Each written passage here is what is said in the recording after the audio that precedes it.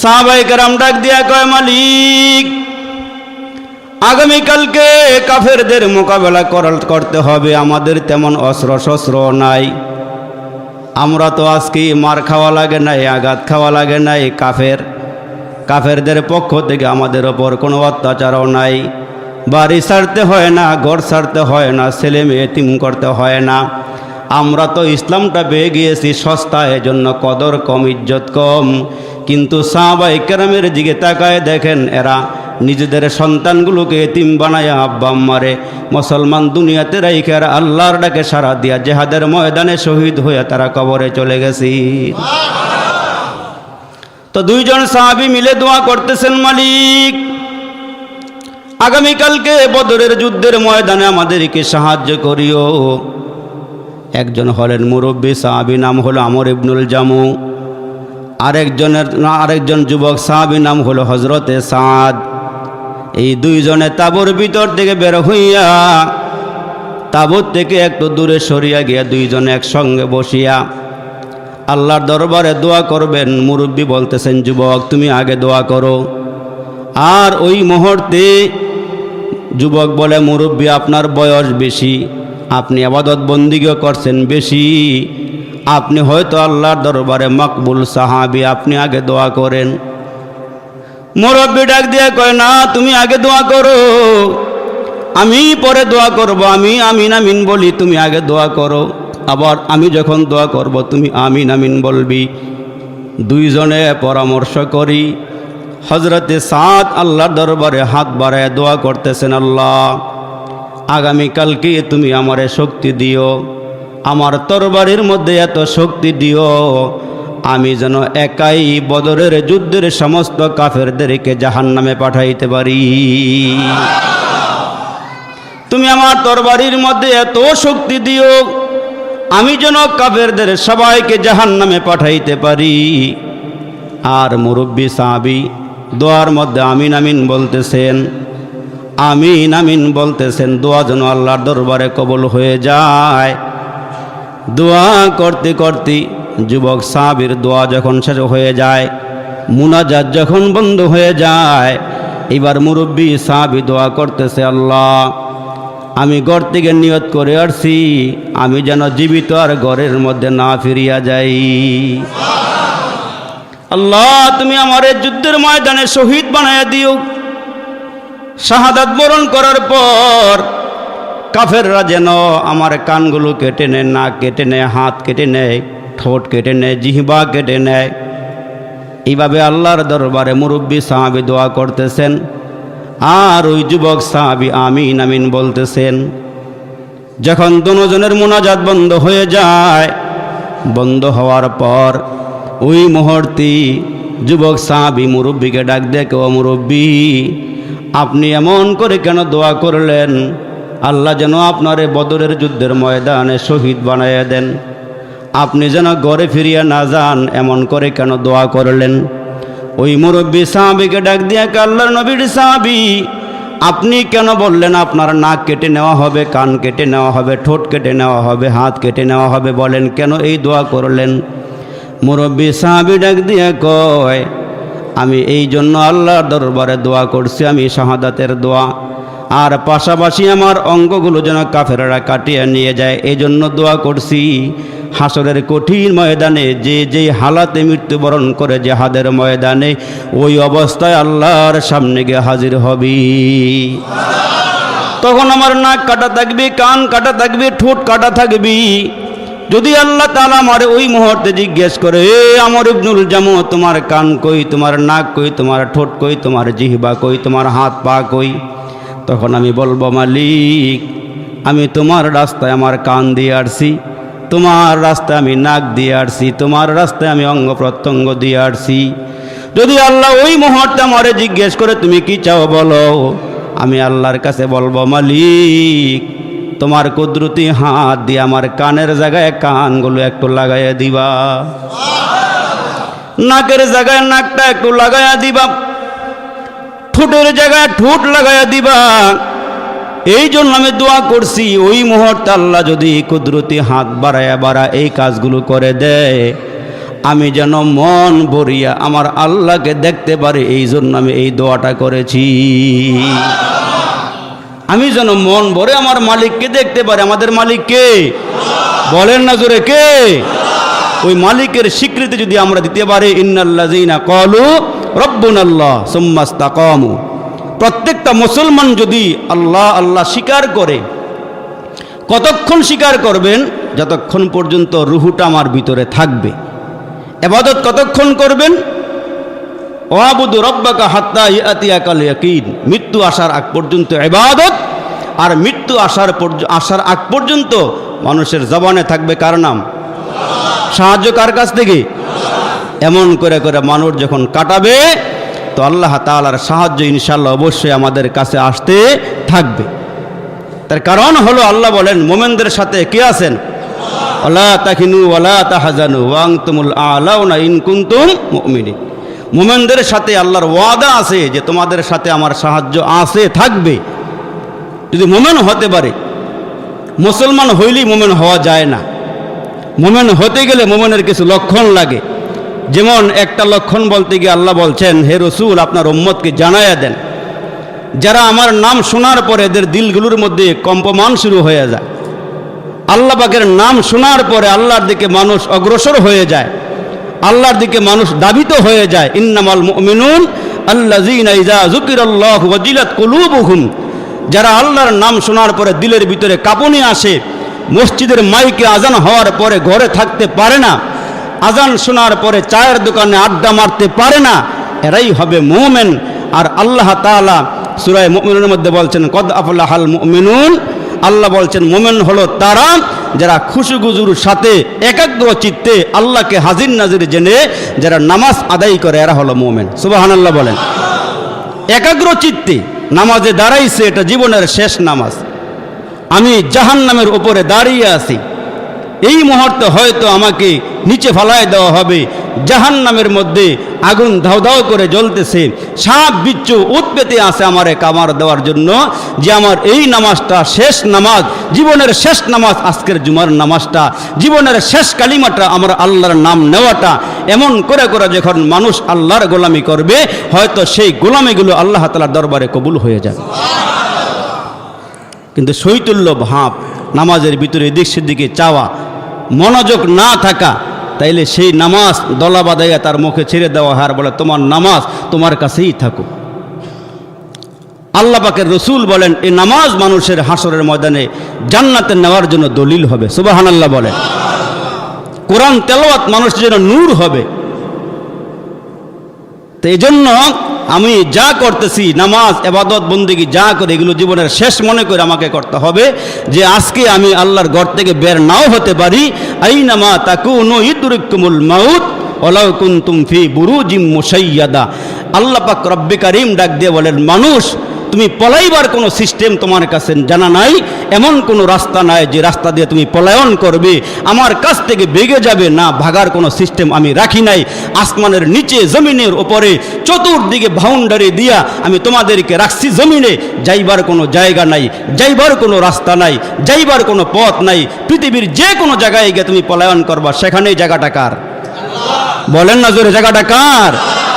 আল্লাহ বলেন, বান্দা আমার নজর থেকে তুমি সরতে পারবা না, আমার নজরের মধ্যেই তোমরা আছো। তো ওই সাহাবী জিজ্ঞেস করলেন, মুরব্বী আপনি এই দোয়া কেন করলেন? আমি যখন আল্লাহর কুদরতে হাত বাড়াইয়া নাকের জায়গায় নাক লাগাইয়া দিবে, হাতের জায়গায় হাত লাগাইয়া দিবে, তখন এই দুইটা চক্ষু দিয়ে আমি মালিককে নয়ন ভরে দেখতে থাকবো, এই জন্য আমি এই দোয়া করছি। সুবহানাল্লাহ বলেন। বদরের ইতিহাস তো আমরা জানি, বদরের যুদ্ধের ময়দানে 313 জন, আবার এক রাওয়ায়াতে আছে কিছু কম বেশি হইতে পারে। তো আল্লাহ রসুল নিয়ে গেলেন, খাদ্য নাই তেমন, অস্ত্র শস্ত্রও নাই, হ্যাঁ তরবারি আছে ভাঙ্গা, ধারালো না, অস্ত্র শস্ত্র যা আছে একেবারেই কম। কিন্তু আল্লাহ রসুল দোয়া করলেন যে আল্লাহ আপনি যদি আমাদেরকে এখানে বিজয় দান না করেন, আল্লাহ হয়তো আমার সাহাবীদের মন খারাপ হতে পারে। আল্লাহ আপনি বিজয়ের মালাটা পরাইয়া দিয়েন। আল্লাহ বলেন, রসুল আপনি 313 জন নিয়ে নামেন, আমি এদের প্রত্যেকের সাথে ফেরেশতা দিতেছি, এরা খালি তরবারে উঁচু করবে আর এদের কাফেরদের কল্লা জমিনে পড়তে থাকবে। সুবহানাল্লাহ জোরে বল। আল্লাহ পাক 3000 ফেরেশতা পাঠাই দিয়ে 5000কে আল্লাহ পাক বলছিল এরা অপেক্ষায় আছে, তোমরা যুদ্ধ চালাইতে থাকো। এই দুইজন সাহাবীর দোয়া আল্লাহর দরবারে কেমনে কবুল হয়েছে, এদের স্পৃহাটা আল্লাহ কেমনে কবুল করে নিলেন। ওই যুবক সাহাবী যুদ্ধের ময়দানে কাফেরদের মাঝখানে ঢুকে গেছে যুদ্ধ করতে করতে, একটা তরবারি মাঝখান দিয়ে তরবারি ভেঙে গেছে। আল্লাহ রসুল দূরের থেকে নজর দিছে যে আমার সাহাবীর তরবারিটা কি করছে, ভেঙে গেছে। তো আল্লাহর রসুল ওই মুহূর্তে তাকায় দেখলেন নবীজির হাতে কোনো অস্ত্র শস্ত্র নাই, দেওয়ার মতন কোনো তীর বললম নেজা সাহাবীর হাতে কোনো তরবারি নেই, ভেঙে গেছে। আল্লাহর নবী উপস্থিত মাঠে একটা খেজুরের ডাল পাইলেন, ওই খেজুরের ডালটা হাতে নিয়ে বললেন, আমার সাহাবী সাদ, এই নাও তোমাকে আমার পক্ষ থেকে একটা খেজুরের ডাল হাদিয়া দিলাম, এইটা উঁচু করে তুমি কাফেরদের সঙ্গে যুদ্ধ চালিয়ে যাও। সুবহানাল্লাহ। সাদ বলেন, রসুলের বরকতি হাত থেকে আমি যখন তরবারি খেজুরের ডালা পাইলাম, এটা উঁচু করে আমি যুদ্ধ চালাইয়া যাইতেছি, আমি তাকায় দেখি নবীজির হাত থেকে হাত বদল হয়েছে, খেজুরের ডালা আমার উপহার দিলেন। আমি দেখতেছি কে যেন আমার হাত থেকে খেজুরের ডাল সরাইয়া নিয়ে আমার হাতে তরবারি ধরাই দিছে। বলেন জোরে সুবহানাল্লাহ। খেজুরের ডাল সরাইয়া নিয়ে তরবারি ধরাই দিছে। তো ওই তরবারি দিয়ে যুদ্ধ চালাইলেন। আর এদিক দিয়ে আমর ইবনুল জামুও যুদ্ধ করতেছেন। উনি ওই যে দোয়া করে আসছে, আল্লাহ আমারে ঘরে আর ফিরে নিও না, আমি যেখানে শাহাদাত বরণ করি ওইখানে যেন আমার কবর হয়। কেমন ইমানি স্পৃহা নিয়ে কেমন নিয়ত করে ঘর থেকে বের হয়েছে, আল্লাহর রাস্তায় বের হয়ে গেছে। আমর ইবনুল জামুও শাহাদাত বরণ করলেন। যেখানে লাশ পড়ে আছে ওইখানেই পড়ে রয়েছি। সাহাবীরা তাকায়া দেখেন তার নাক কাটা, কান কাটা, তার হাত কাটা, তার পা কাটা, সব অঙ্গ প্রত্যঙ্গ কাটা। সুবহানাল্লাহ সুবহানাল্লাহ। তো নবীজি বললেন, যারা শাহাদাত বরণ করছে এদের লাশগুলো ফিরায় নিয়ে আসো। আর ওই সাদ যুদ্ধের পরে তরবারি হাতে নিয়ে নবীজির সামনে আসলেন। আল্লাহ রসুল তাকায়া দেখলেন তার তরবারিটা চমকাইতেছে। বলেন জোরে, কি করতেছে? চমকাইতেছে। মনে হয় তরবারি পুরোটাই নূর, পুরোটাই কি নূর। তো দূরের থেকে সাহাবাই কেরাম আসছে, আইসা বলে, ভাই এই তরবারি কোথায় পাইলা? আমার নবী ডাক দিয়ে, তরবারি জমিনের না, তরবারি জান্নাতের। তরবারি এটা জমিনের না, তরবারি কোথাকার? জান্নাতের। সাহাবাই কেরাম বলতেছেন, হুজুর জান্নাতি মানে বুঝলাম না। কয়, সাদ রে আমি একটা খেজুরের ডাল দিয়েছিলাম, আল্লাহ তাআলা খেজুরের ডালের পরিবর্তে জান্নাত থেকে তারে তরবারি একটা হাদিয়া দিছে। সে যুদ্ধ চালায় গেছে। কার পক্ষে যুদ্ধ করছে? কার পক্ষে? আল্লাহর পক্ষে। তো এখন আমর ইবনুল জামুর লাশ যেখানে পড়ে আছে সেখান থেকে উঠাইতে চায়, উঠেটা। তো রসুল বললেন তার বাড়িতে একটু খোঁজখবর নেও, সে আসার সময় ঘরের থেকে কি দোয়া করে বের হয়েছে, সে কি দোয়া করছে আল্লাহর দরবারে, তার লাশ এখানে পড়ে আছে। তখন সাহাবাই কেরাম তার বাড়িতে গিয়ে জানতে পারলো যে এই সাহাবী ঘরের থেকে দোয়া করছে, আল্লাহ আমি যেখানে শাহাদাত বরণ করি ওইখানে যেন আমার লাশটা কবর হয়। তার লাশটা জমিনে আটকায় রাখছে, জমিনে ধরে রাখছে, তার দোয়া তো আল্লাহর দরবারে কবুল হয়ে গেছে। তো রসুল বললেন, যেখানে শাহাদাত বরণ করছে ওইখানে তার লাশটা দাফন করি, ওইখানে রেখে দাও। সুবহানাল্লাহ বলে। যুগে যুগে আমার নবীকে নিয়ে কটূক্তি করা হয়েছে, নবীর গালি দেওয়া হয়েছে। ইমানদার যারা, এরা মুসলমান ঘরে বসে থাকে নাই। যেমন রসুল আরবি একদিন আওয়াজ দিয়ে বললেন, হে সাহাবীরা, হ্যাঁ সাহাবীরা, মদিনার মধ্যে একজন সর্দার, ইহুদিগো সর্দার কাব ইবনে আশরাফ, সে আমারে গালি দিয়েছে, তোমরা কি পারবা প্রতিশোধ নিতে? সে গালি দিয়ে দিব্যে রাস্তাঘাটে চলাফেরা করতেছে, তোমরা যদি আমার প্রতিবাদ করতে গিয়া আমাকে যে গালি দিল তারে হত্যা করতে পারো। রসুল উঁচু গলায় আওয়াজ দিয়ে দিলেন, নরম মানুষ গরম হয়ে গেলেন। আল্লাহ পাকে রসুল বললেন, যারা কাব ইবনে আশরাফকে দুনিয়াতে বিদায় করতে পারবে, আমি রসুল আমার জিম্মাতে তারে আল্লাহর জান্নাতে পৌঁছাইয়ে দেব। সাহাবাই কেরামের সামনে রসুল এই বয়ান দিলেন।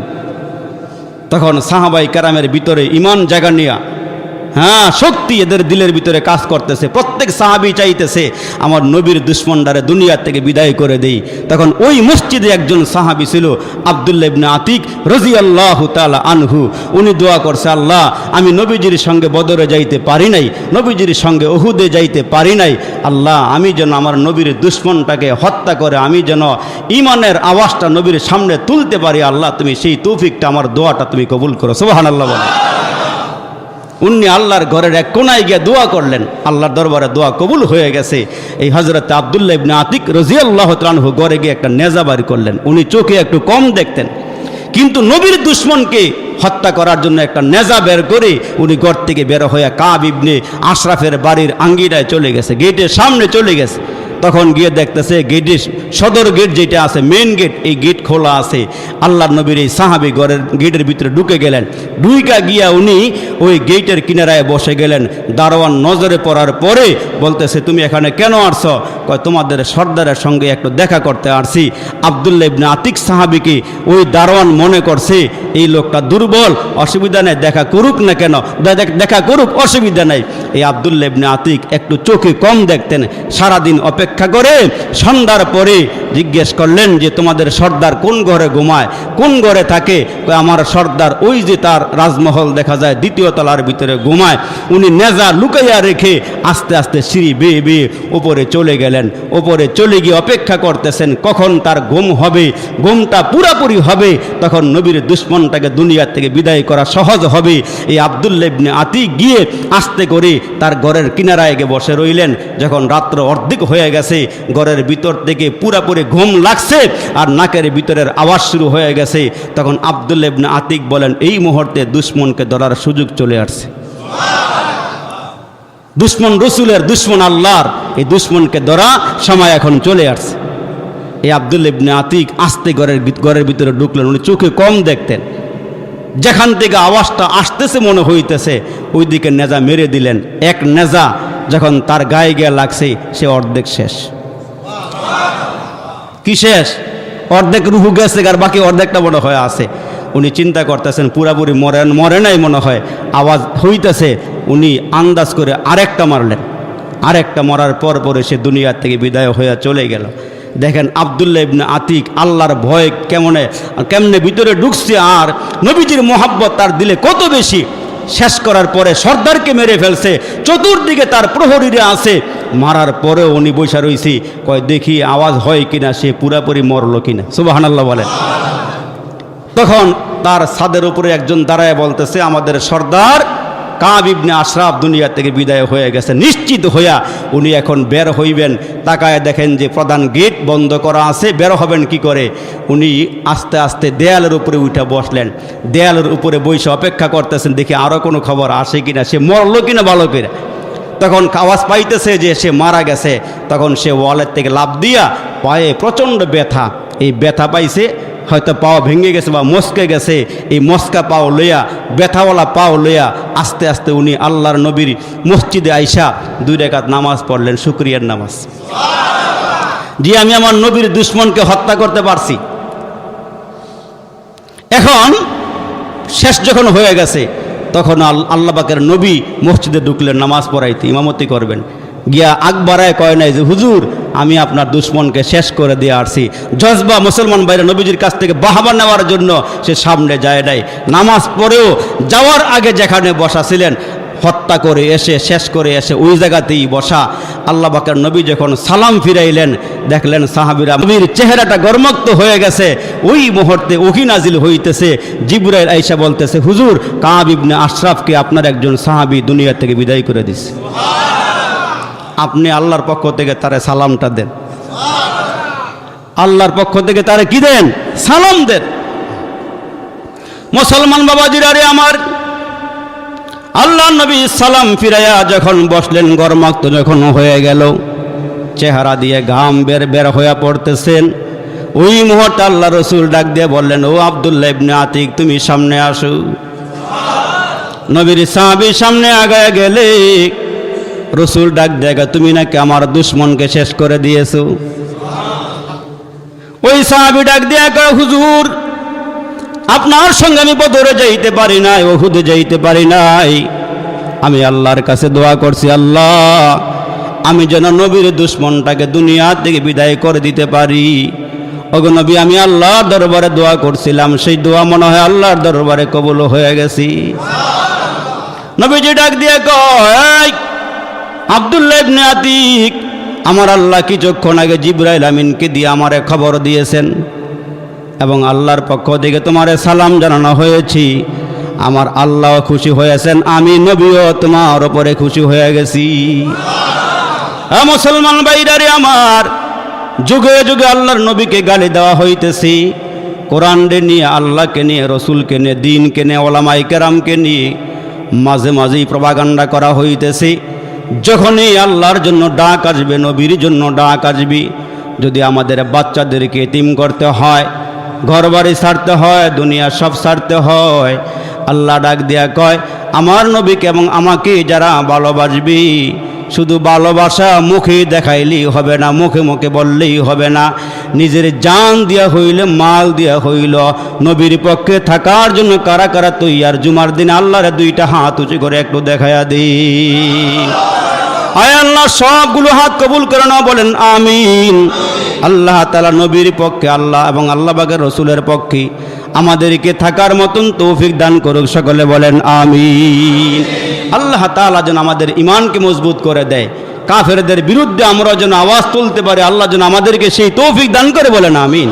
আল্লাহ তাআলা আমাদেরকে আল্লাহ এবং রসুলের প্রেম নিয়ে, ভালোবাসা নিয়ে জমিনে থাকার তৌফিক দান করুন, এবং যুগে যুগে যখনই আল্লাহ এবং রসুলকে নিয়ে কটূক্তি কেউ করবে তাকে উপযুক্ত শায়েস্তা করার মতন তৌফিক যেন আল্লাহ আমাদেরকে দান করেন।